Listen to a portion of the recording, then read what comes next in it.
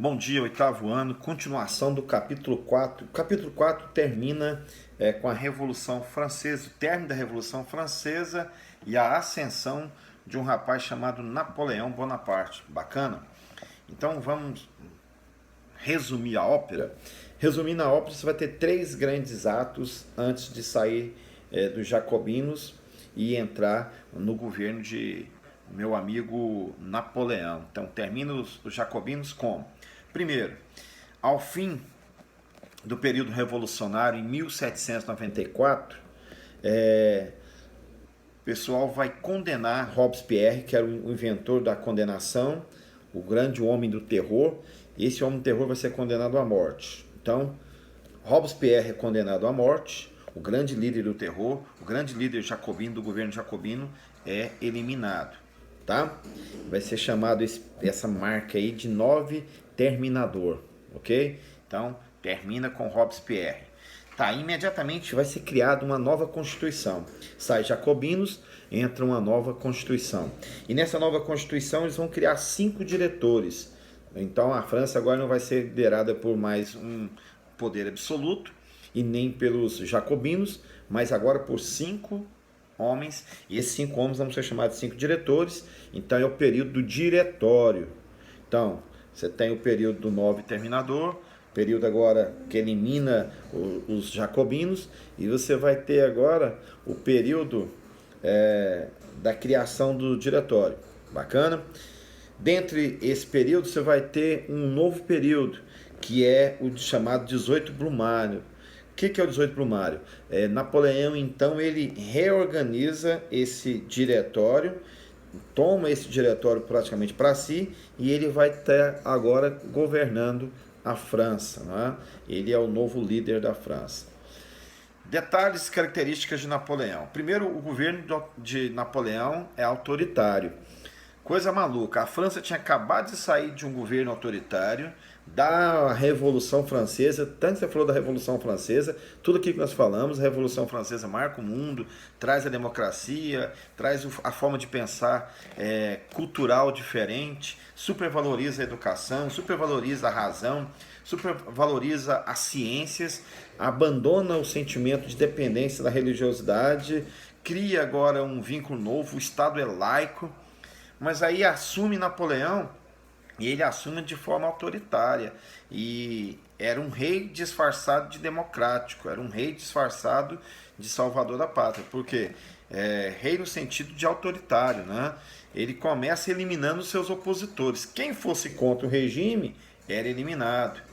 Nós estamos vendo de um país democrático, vemos de pessoas que lutaram, morreram pela democracia.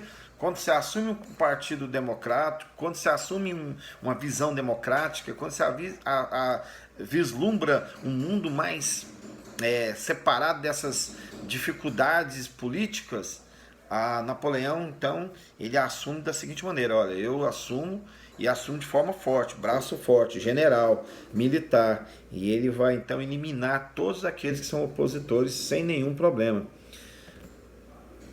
Pasmem os senhores, né? Não tinha matado já o jacobino Robespierre porque era o homem do terror, e Napoleão, que assume o terror, que acaba com o terror, começa agora também a tocar o terror e eliminando seus opositores. Ele vai criar uma palavra que a gente já ouviu no Brasil, que é do período militar, chamado censura. O que é censura? Ele vai fechar todos os jornais. O jornal na França é muito forte. As pessoas gostam de fazer uma cultura que no Brasil precisava de fazer, que é assim. Inclusive a gente brinca com os meninos, eu sempre tento reviver esse momento. Aqui que é aquele negócio que eu faço com vocês chamado de café filosófico. O que é o café filosófico? Na França, eles acordam mais cedo, no período gelado que é a França, vai para as suas padarias, panificadoras, pega o jornal, lê o jornal, não só as páginas de futebol e de novela, lê o jornal, e aí do meio daquela leitura silenciosa, todo mundo focado, alguém propõe um debate. A partir da leitura do jornal. E aí começam a trocar ideias, começam a avançar nas ideias políticas. Termina o debate e eles voltam. No outro dia é retomado aquele debate onde parou, e as discussões são fortes, né? As pessoas fazem questão. Você já imaginou uma padaria? A nossa que mais chique aqui, você chega numa padaria chique, senta lá, toma um café e vai embora. Ninguém debate nada, ninguém vai propor nenhum debate, porque cada um está na sua e não é cultura discutir em público. Na França é esse debate público.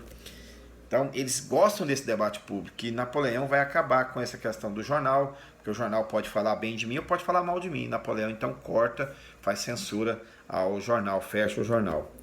Só que para manter a sua forma popular, ele também vai buscar alguns subsídios. Primeiro, ele vai fazer um tratado de paz com a Europa. Então, para ter paz interna, a França havia vindo do período revolucionário, período de muitas guerras, não é? Só guerra, guerra, guerra, guerra.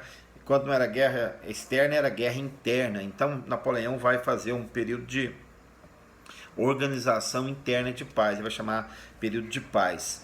E para fazer esse plano de paz interna, ele vai estabelecer algumas metas. A meta primeira era as finanças, então ele vai criar um negócio bacana, que é o famoso Banco Francês, que existe até hoje, super rico, bacana. O presidente da França agradece ao Napoleão que criou o Super Banco da França. Aí, para a indústria voltar a ter produção, eu acho que nós precisamos pensar nisso aqui no país também, ele vai emprestar dinheiro, o Banco Francês empresta dinheiro para a agricultura e a indústria. Eu acho que no Brasil a gente podia pegar um banco do Brasil, emprestar dinheiro para a agricultura e para a indústria. A indústria vai crescer, a agricultura vai crescer e vai retomar, vai pagar o empréstimo, vai gerar emprego, e assim Napoleão teve essa sacada.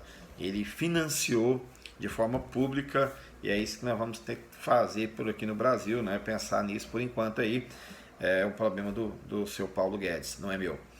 Segurança. Napoleão vai colocar tribunais para julgar crimes, e principalmente aquelas pessoas que cometiam crimes contra o Estado. E ele chamava esse crime de Estado, era o crime contra o Estado, seria aqueles indivíduos que eram a favor da Revolução. Todo mundo que participou da Revolução seria julgado, condenado por Napoleão. Tá, ele vai fazer também uma subdivisão dos cargos públicos, né? E essa administração pública, então, vai ser revista por Napoleão. Ele vai fazer um tribunal, vai colocar tribunal, e todos os juízes do tribunal passaram a ser nomeados por Napoleão, ou seja, todo mundo que julgava ações, julgava na ótica do seu Napoleão. Muda a administração pública, coloca os líderes deles, você viu? Vai criar esse tribunal, e detalhe, tribunal com base militar, não é, para julgamento dos crimes da Revolução, forma pesada. Então há uma perseguição. Digo que eu disse que havia uma perseguição no início, um governo autoritário. Todo mundo que tem ideia que não é de Napoleão vai sofrer essa dificuldade. Coisa bacana que Napoleão pode trazer para a gente, como eu disse que os financiamentos da indústria era bacana e da agricultura era bacana, ele também vai criar as famosas escolas secundárias, né? O famoso liceu. Por isso vai ter uma escola em Goiânia, a nossa primeira escola aqui no estado de Goiás vai chamar Liceu, e é uma escola em homenagem à ideia francesa, de cultura francesa, não é? E essa escola, bem democrática, era só para os homens. Então as mulheres daí pensam, não, mas só os homens estudavam? Sim, só os homens estudavam. Inclusive no liceu aqui, um detalhe para você, mulher. O liceu tem 2 andares, primeiro e segundo andar. Quando foi fundado, no primeiro andar, era debatido coisas comuns, português, tal, bacana. Quando era para aula de cálculo, de matemática, física, não é? Só subia os homens, as mulheres permaneciam embaixo. E era ensinado para as mulheres embaixo, culinária, bons modos, e assim a vida seguia. Por isso tem essa cultura goiana de achar que matemática, física e química é para homem. É um grande preconceito, mas nasceu dessa visão educacional nossa. A mulher não era para pensar em cálculo, em física, em química. Tá. Napoleão, para ficar bem também com a igreja, ele vai reaproximar o Estado da igreja. Lembra que a igreja foi excluída durante a Revolução Francesa? Agora a igreja católica vai ser, então, buscada por Napoleão para fazer parte do seu governo. Detalhe, governo Napoleão, ele vai escolher quem vai ser os bispos e quem vai ser os padres na França. Só que em contrapartida, a igreja não vai ter problemas, porque ele vai pagar, o Estado vai bancar o padre, embora seja dominado por ele, ok? Napoleão continua a aula que vem, um grande abraço, nós estamos chegando num período bacana, então termina a Revolução Francesa, entra o período napoleônico, grande Napoleão, a gente continua a aula que vem, pare, pense, fique em casa, estude muito.